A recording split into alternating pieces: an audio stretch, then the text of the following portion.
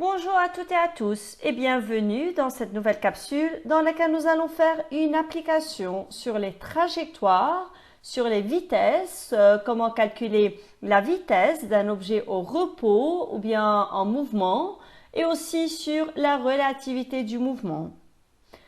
Dans cette vidéo, en premier lieu, vous allez voir quand peut-on dire qu'un objet est mobile ou bien immobile par rapport à un autre objet.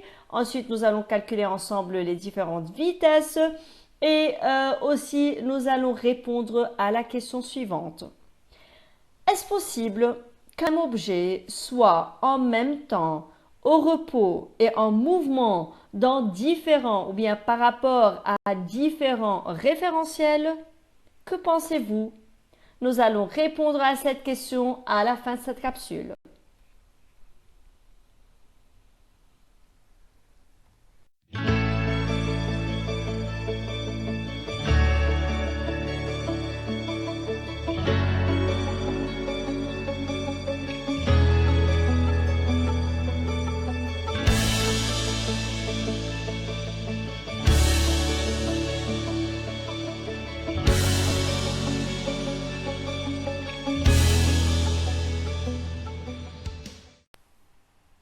Dans cette application, nous avons un tapis ou bien un trottoir roulant qui permet le déplacement des voyageurs dans les longs couloirs des stations de métro et du RER ou aussi des aéroports. Le déplacement est ainsi plus rapide ou bien nous pouvons dire que c'est moins fatigant sur de longues distances. La vitesse moyenne d'un tapis ou bien d'un trottoir roulant est d'environ 1 mètre par seconde et nous avons ici deux personnes, Tom et Chloé, qui empruntent ce tapis roulant dans le métro, puis ils s'arrêtent de marcher.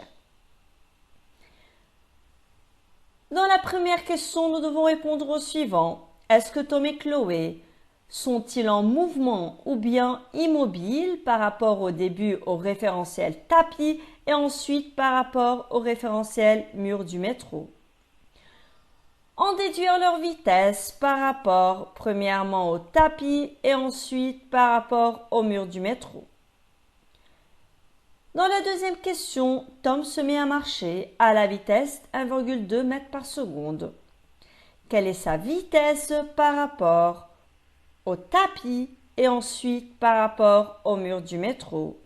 En déduire son mouvement d'anche référentielle.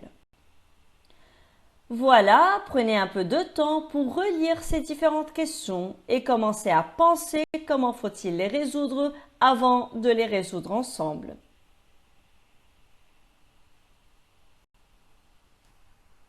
Commençons par répondre à la première question. Est-ce que ces deux personnes, Tom et Chloé, sont-ils en mouvement ou bien immobiles par rapport au référentiel tapis et ensuite par rapport au référentiel mur du métro?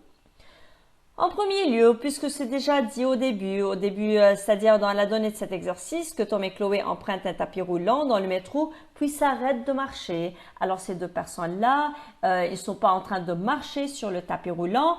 Par suite, nous pouvons dire que ces deux personnes sont immobiles dans le référentiel du tapis. Tandis que par rapport au référentiel mur du métro, ces deux personnes-là sont en mouvement, sont mobiles, puisque nous pouvons dire tout simplement que la distance entre ces deux personnes et le mur du métro est en train de changer, puisque le tapis roulant sur lequel se trouvent ces deux personnes est en train de rouler. Alors tout simplement, les personnes sont immobiles par rapport au référentiel tapis, mais ces deux personnes sont en mouvement rectiligne uniforme par rapport au référentiel mur du métro.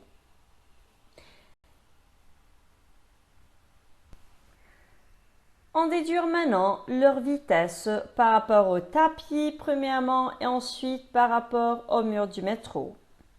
Comme on vient de voir, ces deux personnes, Tom et Chloé, sont considérées comme immobiles dans le référentiel du tapis. Par suite, leur vitesse par rapport au tapis sera nulle, sera considérée comme nulle, puisque Tom et Chloé s'arrêtent de marcher sur le tapis roulant. Alors, ils n'ont pas une vitesse par rapport au tapis roulant.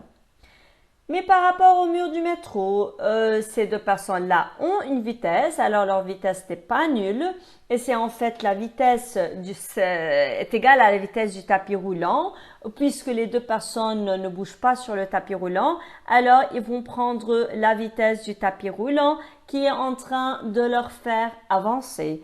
Donc, dans le référentiel du tapis ou bien par rapport au tapis, la vitesse de Tom et Chloé est considérée nulle, tandis que par mur du métro, ces deux personnes possèdent la même vitesse que le tapis, soit 1 mètre par seconde.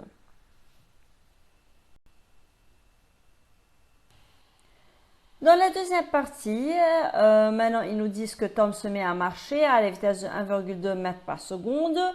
Nous devons déterminer sa vitesse par rapport au tapis et aussi sa vitesse par rapport au mur du métro.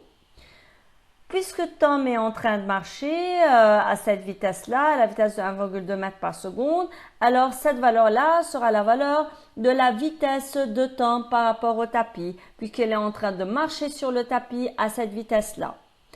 Tandis que par rapport au mur du métro, la vitesse de Tom sera de 2,2 mètres par seconde. Pensez bien, comment j'ai pu obtenir cette valeur? Que dites-vous?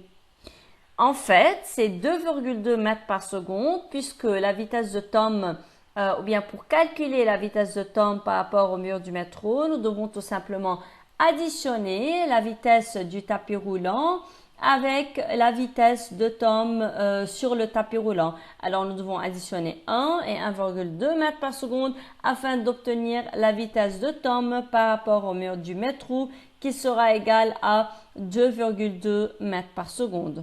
Voilà comment on a pu calculer cette valeur-là.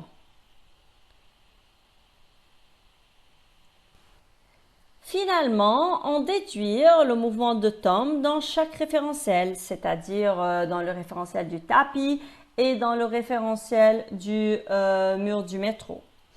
Premièrement, dans le référentiel du tapis, puisque Tom est en train de marcher sur le tapis, alors il a une trajectoire rectiligne uniforme, puisqu'elle est en train de marcher avec la même vitesse de 1,2 mètres par seconde. Et aussi, par rapport au mur du métro, Tom aura aussi une trajectoire rectiligne uniforme puisqu'il est en train de marcher tout le temps par rapport au mur du métro avec une vitesse de 2,2 mètres par seconde. C'est pour cela c'est uniforme et c'est rectiligne puisqu'il est en train de marcher suivant une ligne droite. Voilà alors dans les deux référentiels, le mouvement de Tom est rectiligne uniforme. Voilà, c'est tout pour cette application. N'oubliez pas de s'abonner à la chaîne, de cliquer sur la cloche afin de recevoir toutes les notifications sur des applications similaires. À bientôt!